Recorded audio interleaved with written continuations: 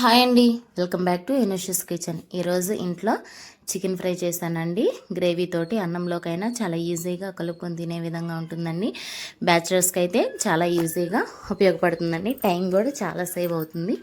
ఒక్కసారి ఇలా ట్రై చేయండి, చాలా టేస్టీగా ఉంటుంది. ఇప్పుడు ఎలా చేసుకోవాలో చూద్దాం. ముందుగా స్టవ్ వెలిగించి ఒక బాండిని పెట్టుకొని ఒక 3 టేబుల్ స్పూన్ల వరకు ఆయిల్ వేసుకోవాలండి. ఆయిల్ హీట్ అయిన తర్వాత 2 పచ్చిమిర్చిని చిన్న ముక్కలుగా కట్ చేసుకొని వేయించుకోవాలి. అలానే ఒక పెద్ద సైజు ఉల్లిపాయను కూడా చిన్న ముక్కలుగా కట్ చేసుకొని గోల్డెన్ బ్రౌన్ షేడ్ వచ్చేంత వరకు వేయించుకోవాలండి. ఇందులోనే 2 టమాటాలను కూడా చిన్న ముక్కలుగా కట్ చేసుకొని టమాటా అనేది సాఫ్ట్గా మగ్గేంత వరకు మనం మగ్గించుకోవాలండి. నేను చికెన్ మ్యాగ్నేషన్ అనేది ఇందులో చెప్పలేదు, కానీ నేను ఎప్పుడైనా కానీ ఫ్రై చేయాలంటే ముందుగానే చికెన్ మ్యాగ్నేట్ చేసుకుంటానండి.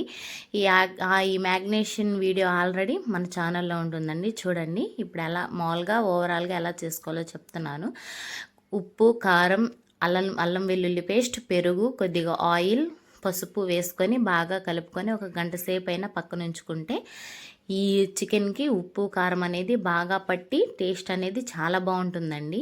ఈ మ్యాగ్నేషన్ చేసిన చికెన్ మొత్తాన్ని ఆయిల్లో వేసుకొని బాగా ఫ్రై చేసుకోవాలండి.